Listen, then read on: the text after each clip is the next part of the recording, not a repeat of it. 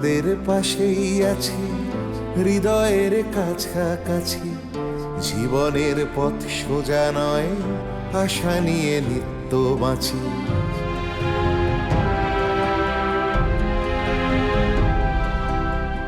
শিক্ষা ছড়িয়ে পড়ুক ভেদাভেদ শূন্য করে, এ বেলা নাই বা জুটুক, ও বেলা জুটতে পারে। বিপ্লব আসছে দেখো নারী, তুমি পিছিয়ে জানি, জ্বলে ওঠো নিজের আলোয়, মুছে দাও দুঃখ গ্লানি। এভাবে আর থেকো না হাহাকার জড়িয়ে বুকে, আমি হাত বাড়িয়ে আছি, সাড়া দাও আমার ডাকে। আমি হাত বাড়িয়ে আছি, সাড়া দাও আমার ডাকে।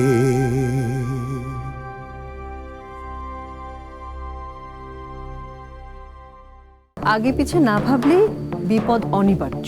ওই বিপদের ভয় তো আমি সব সময় পাই।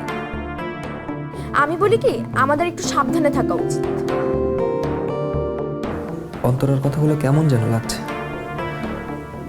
মনে হচ্ছে কথাগুলো আমায় ইঙ্গিত করে বলছে। কি হলো মিজান, হ্যাঁ? বসে রইলে যে? খাও। না, আমি আর খাবো না, আমার না খিদে নেই। উঠি।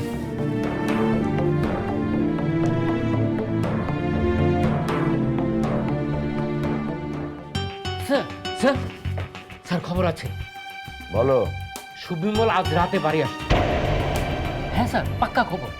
কেষ্ট এসেছিল চায়ের দোকানে, তাকে তো সরাসরি থানা আসতে বারণ করেছিলেন, তাই চা খাবার ফাঁকে আমাকে কথাটা বলে গেছে। তার মানে আমার সেকেন্ড সোর্সের সাথে কেষ্টর কথা মিলে যাচ্ছে। আপনি জানতেন স্যার? এক কেষ্টর কথার উপরে যদি আমাকে চলতে হয়, তাহলে তো দারোগাগিরি করার কোনো মানে হয় না। ওর কথাতেই আমাকে উঠতে হবে, বসতে হবে। আপনার সোর্স কি খবর এনেছিল স্যার?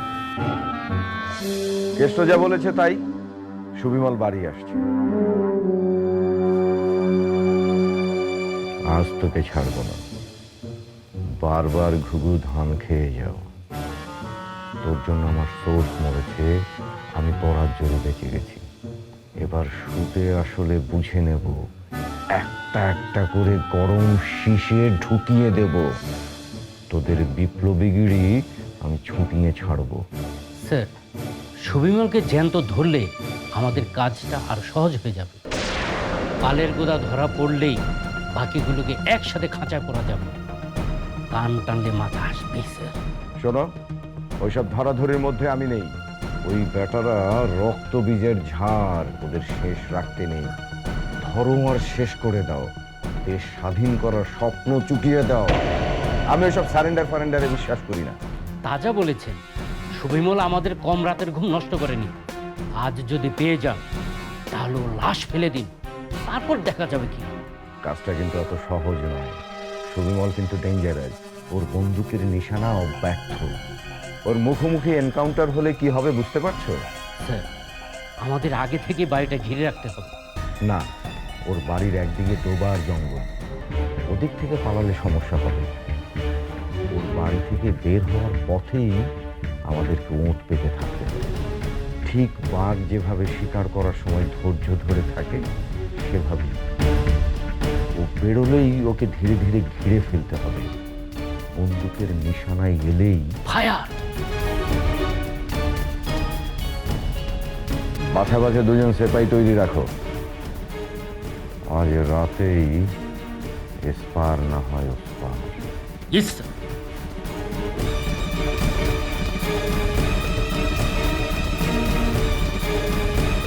সুবিমল, আজ তোকে কেউ বাঁচাতে পারবে না। আজ আমি তোকে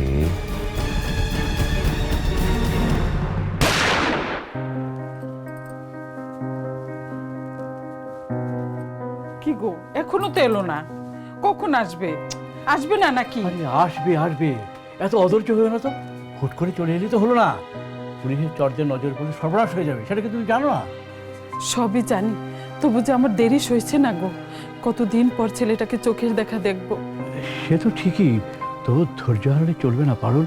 তাড়াতাড়ি করে আসতে গিয়ে যদি একটা বিপদে পড়ে যায় তাহলে কি হবে? আচ্ছা, রাত কত হলো বলো তো? তা রাত 12টা একটা তো হবেই।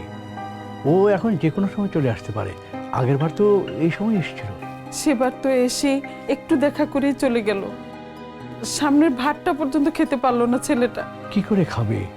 বিপদ সংকেত পেয়েই তো চলে যেতে হলো। ঠাকুর, এবার যেন ছেলেটা দুটো ভাত খেতে পারে, মুখের খাবার ফেলে যেন চলে না যেতে হয়। তুমি তো একটু কান্নাকাটি করবে না পারুল, ওকে শান্তি মতো দুটো খেতে দিও। মা, ওই যে আমার সুবিমল এলো। মা, মা দরজা খোলো মা।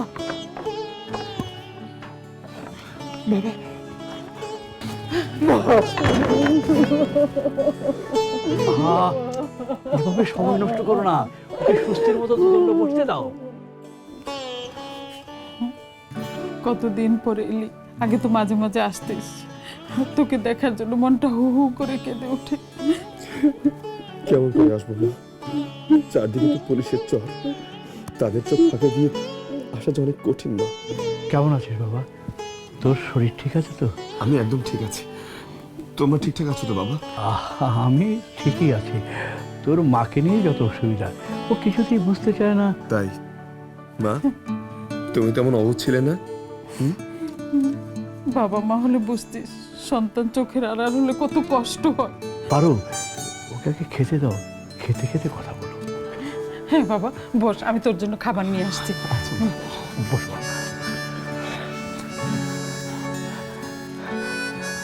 বাবা, তোর জন্য আমার খুব গর্ব হয় রে বাবা, খুব গর্ব হয়। রাখো আমার কথা বাবা।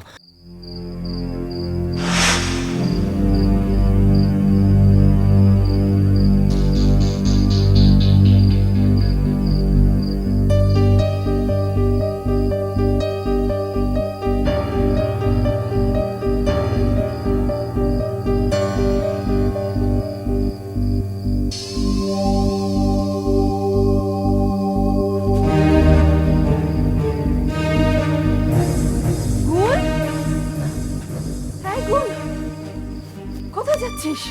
হ্যাঁ? কোথায় যাচ্ছিস তুই? চাচি, কে যেন আমার নাম ধরে ডাকলো। নাম ধরে ডাকলো? কই, আমি তো শুনতে পাইনি। কে তোর নাম ধরে ডাকলো? হ্যাঁ চাচি, আমি স্পষ্ট শুনেছি কে যেন আমার নাম ধরে ডাকলো। একবারই ডাকলো, এরপর আমি আর কোনো শব্দ পাইনি। আল্লাহ, লা ইলাহা ইল্লাল্লাহ মুহাম্মাদুর রাসূলুল্লাহ। ভুল, এ তো ভালো নয় রে, এ তো নিশির ডাক। এই ডাকে সাড়া দিতে নেই। যা যা যা যা যা, আল্লাহর নাম করে শুয়ে পড়। যা যা।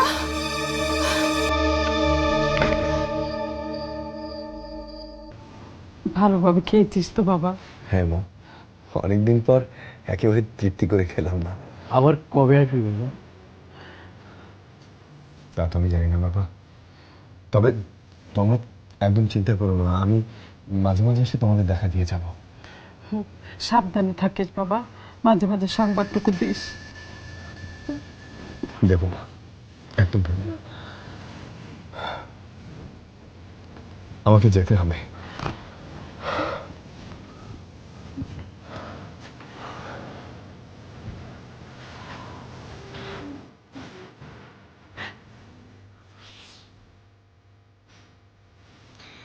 তুমি কিন্তু আবার কাঁদছো না। তোমাকে আমি বলেছি আমি এই দেশের জন্য নিবেদিত। বারবার বলেছি যে এই দেশ মায়ের জন্য যদি আমি চলে যাই, তুমি দেখো হাজার হাজার ছেলে আমার বদলে তুমি পেয়ে যাবে। তারা কিন্তু সবাই তোমার সন্তান না, সবাই তোমার সন্তান। চোখের জল ফেলে ওর যাত্রাপথকে তুমি পিচ্ছিল করে দিও না পারো।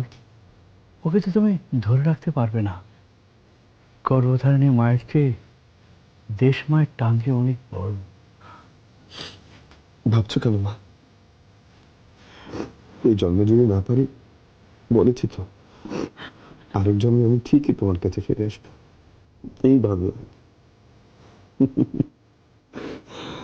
আবার আসিব ফিরে ধান সিঁড়িটি ফিরে।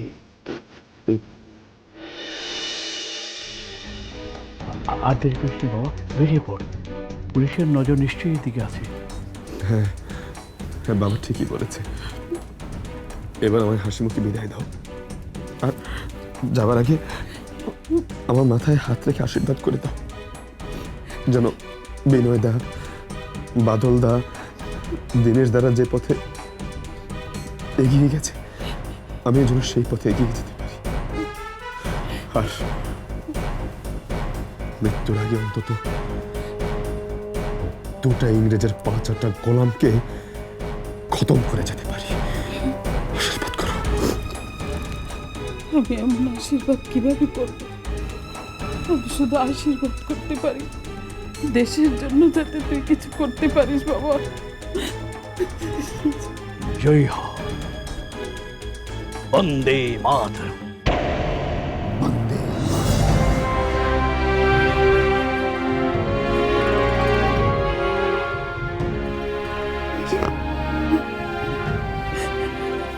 তোমাদের পাশেই আছি, হৃদয়ের কাছাকাছি, জীবনের পথ সোজা নয়, আশা নিয়ে নিত্য বাঁচি।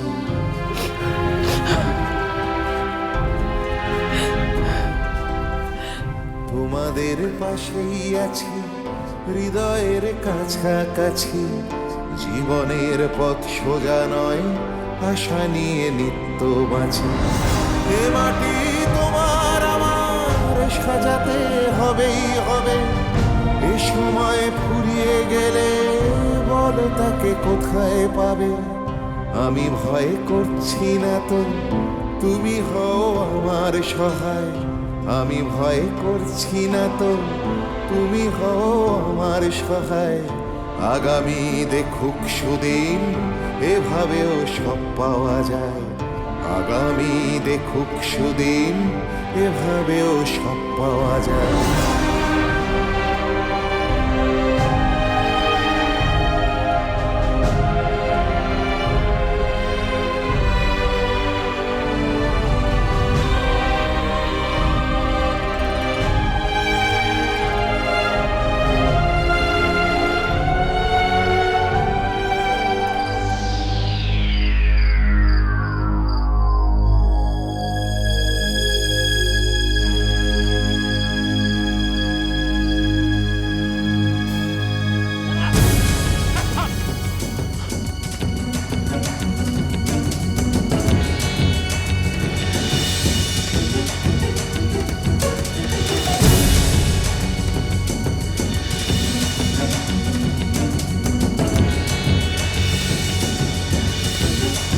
এই যে সুবিমল বাবু, আপনাকে অনেক দিন ধরে খুঁজছি, আজ তাহলে অবশেষে দেখা হয়েই গেল। লোকে বলে না, তাঁতি বেশ খাচ্ছিল তার গুণে, কাল হলো তার এড়ে গরু কিনে। হ্যাঁ? বেশ তো স্বদেশি স্বদেশি খেলা খেলছিলি, হঠাৎ করে আমাকে মারার পরিকল্পনা করতে গেলি কেন? তুই মারার পরিকল্পনা না করলে আমিও তোকে মারার পরিকল্পনা করতাম না। কিন্তু এখন আমি কি করব বল? তুই তো আমাকে রাগিয়ে দিলি যে। ফালতু বকবক না করে যা করতে এসেছিস সরাসরি করে চলে যা। মরতে আমি ভয় পাই না। যেদিন থেকে দেশের স্বাধীনতার শপথ গ্রহণ করেছি, সেদিন থেকে আমি মরবার জন্য প্রস্তুত। দুঃখ শুধু একটাই, তোর মতো একটা ফালতু কুকুরের হাতে আমাকে মরতে হচ্ছে। যদি তোর মতো একটা ফালতু কুকুরকে মেরে মরতে পারতাম, তাহলে আমার আর কোনো দুঃখ থাকতো না। মার মার আমাকে, আমি বুক পেতে দাঁড়িয়ে রয়েছি। কথা দিলাম, পালাবো না। বাহ বাহ, দারুণ! এই, তোরা দাঁড়িয়ে আছিস কেন? হাততালি দে। কি দারুণ সংলাপ! হ্যাঁ, এ তো রূপকথার নায়ক। শুনেছি তুই নাকি ডাক্তারি পড়তে পড়তে বিপ্লবী হয়েছিস। তোর তো আসলে যাত্রা দলের নায়ক হওয়ার কথা ছিল। তুই যদি যাত্রা দলের নায়ক হতিস, তাহলে তো এখন তোকে আর মরতে হতো না। যাকগে, এখন আর কি করবি বল? তোর তো কপালই খারাপ, তুই আমাকে মারতে পারিসনি, কিন্তু আমি তোকে মার নিশ্চিত। শালা ইংরেজের 5-8টা দালাল, দলবল নিয়ে এসে এখন সাহস দেখাচ্ছিস, বড় বড় কথা বলছিস। যদি সাহস থাকে হাতের পিস্তলটা ফেলে দিয়ে আমার সঙ্গে লড়তে হয়, তখন বুঝবো যে কত বড় মরণ। মাতৃভূমির নামে শপথ করছি, যদি তোর রক্তে এই মাতৃভূমির তৃষ্ণা আমি না মেটাতে পারি, আমার নাম শনিবার নয়।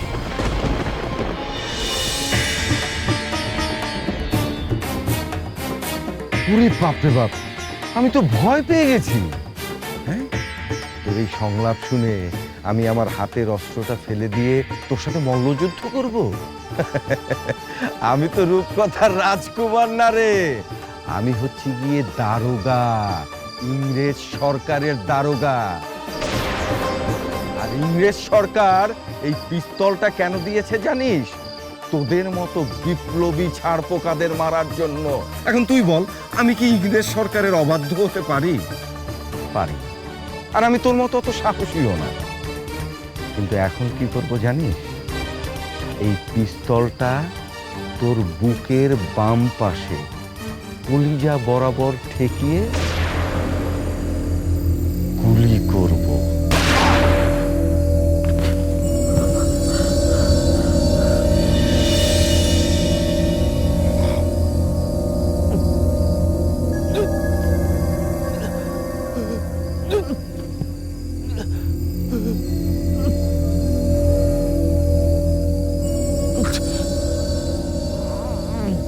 বন্দে মাতরম। শালা কুত্তার বাচ্চা, আমাকে মারার পরিকল্পনা!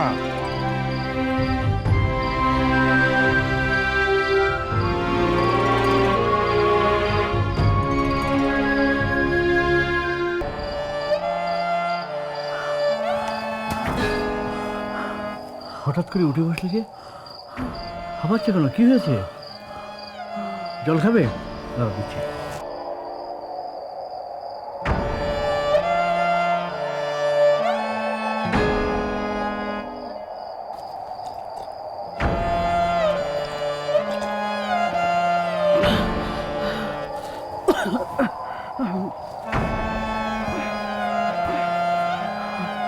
তোমার কি শরীর খারাপ লাগছে? না। তাহলে হাঁপাচ্ছে না কেন? নিশ্চয়ই কোনো ভয়ের স্বপ্ন দেখছো। তুমি কোনো গুলির আওয়াজ পাওনি? গুলির আওয়াজ? না, আমি তো কোনো গুলির আওয়াজ শুনিনি। তাহলে মনে হয় তুমি ঘুমিয়ে পড়েছিলে। আমি স্পষ্ট শুনেছি গুলির আওয়াজ।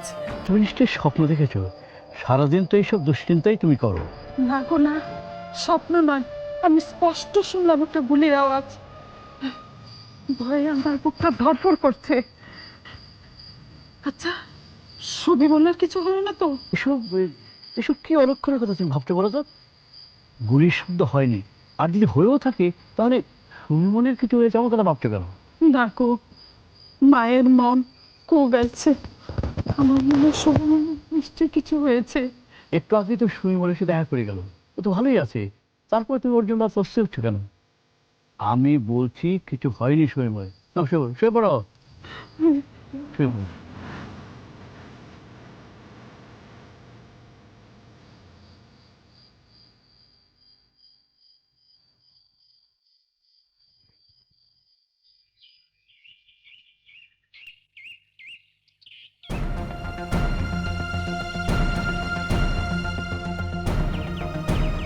শালা আমাকে মারতে এসেছিল, আর ওর মতো বিপ্লবী আমি প্রতিদিন একটা করে জন্ম দেই। ব্যাগটা ভালো করে সার্চ করো, আর রিভলভারটা দেখো।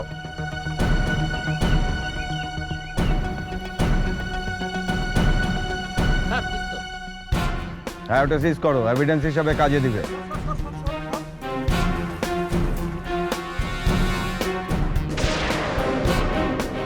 কি বুঝলেন মল্লিক মশাই? ওরে বাবা, এ যে দেখছি একেবারে রাঘব বোয়ালকে বধ করে ফেলেছেন। কি ভয়ানক ছেলে রে বাবা, গোটা গ্রামটাকে একেবারে তটস্থ করে রেখেছিল। দলের পান্ডাটাকে একেবারে চিৎ করে ফেলেছেন। বলেছিলাম না, ওর নামে একটা বুলেট রাখা আছে আমার রিভলভারে। আর কি, এবার তো আপনার প্রমোশন একেবারে বাধা। বিস্তর পুরস্কার পাবেন নিশ্চয়ই। তার চেয়ে বড় কথা, শান্তিতে ঘুমোতে পারবো। আর বিপ্লবীদের দলটা এলাকায় ভেঙে যাবে, আর যে কটা থাকবে সব কটাকে মেরে ধলেশ্বরীতে ভাসিয়ে দেব। কোথায় কোথায় কোথায়?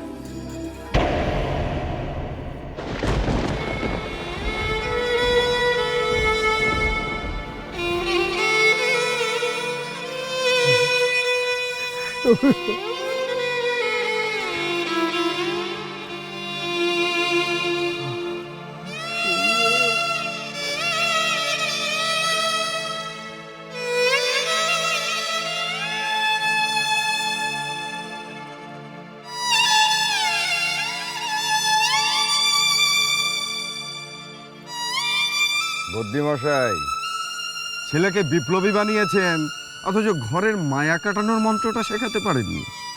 বারবার ফাঁদ কেটে পালাচ্ছিল, এবার ফেলে দিয়েছি। আর যাকে আপনি এসছেন, ভালো হয়েছে। এখন আইডেন্টিফাই করে দিন। ওর আইডেন্টিফাইয়ের দরকার নয়। দেশ মাতৃকার সন্তান। ওকে ওকে ওকে সবাই চেনে। উপায় ছিল না, বিপ্লবীদের সঙ্গে আমাদের সম্পর্কটা সাপেনি। সবই তো জানেন আপনি। আমি ওকে না মারলে ও আমাকে মেরে দিত। আমাদের একজন সিপাহী আহত, আর আমি এবার কোনো রকম ভাবে কপালের গুণে খরচায় যাইনি আর কি।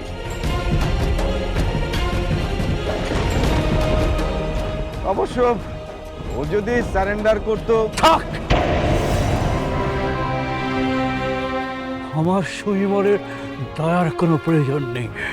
সে বীরের মতো মরতে পারে।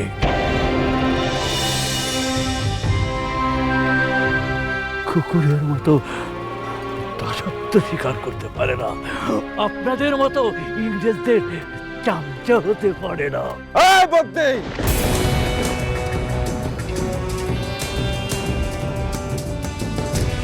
একটা বাড়তি কথা বললে তোকেও তোর ছেলের কাছে পাঠিয়ে দেব।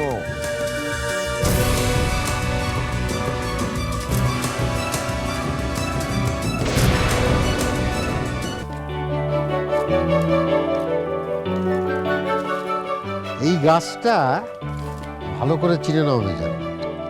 কবিরাজি শিখতে হলে তোমাকে প্রথমে প্রচুর গাছ চিনতে হবে। কি গাছ এটা? এই গাছের নাম হচ্ছে কালো নাগ। কোনো কোনো অঞ্চলে এটাকে কল্পনাত বলে। তোমার মধুমেহ, তারপর বহুমূত্র, এই সমস্ত রোগে এই গাছ অত্যন্ত উপকারী। এছাড়া পেটের পীড়া, বুলবুলি ভাব, এতেও অনেক উপকার। একটিমাত্র গাছের যে এত গুণ থাকতে পারে তা এখানে না আসলে জানতামই না। একটা গাছের যেমন অনেক গুণ থাকে, তেমনি উল্টোটাও হতে পারে। এ কারণেই ওষুধ তৈরি করার সময় গাছের রস, পাতা, শেকড় এগুলো সঠিক পরিমাণে অন্যান্য দ্রব্যর সাথে মিশিয়ে তারপর ওষুধ তৈরি করতে হয়। তা না হলে মস্ত বড় ক্ষতি হয়ে যেতে পারে। কালই তো শেখালেন আমাকে বন তুলসী, আদা, বাসক আর মধু একত্রে পেষণ করে কফ, শ্লেষ্মা ও বাহ্যিক প্রদাহে আরাম পাওয়া যায়। আচ্ছা, বাহ্যিক প্রদাহে কি এই ওষুধ খেতে হবে নাকি লেপ দিতে হবে?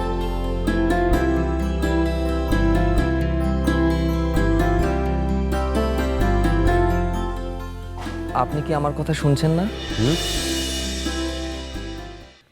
বেশি কথা বললে বিদ্রোহী বলে সদরে চালান করে দেব।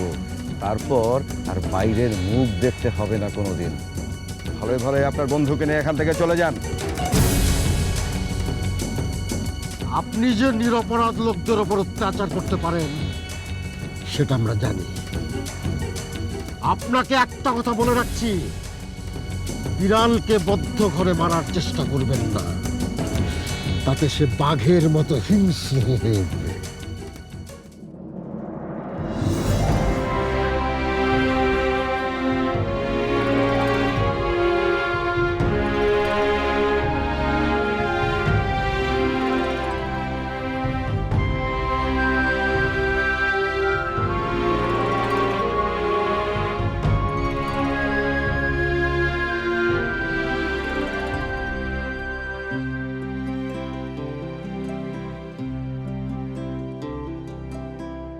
তোমাদের পাশেই আছি, হৃদয়ের কাছাকাছি, জীবনের পথ সোজা নয়, আশা নিয়ে নিত্য বাঁচি।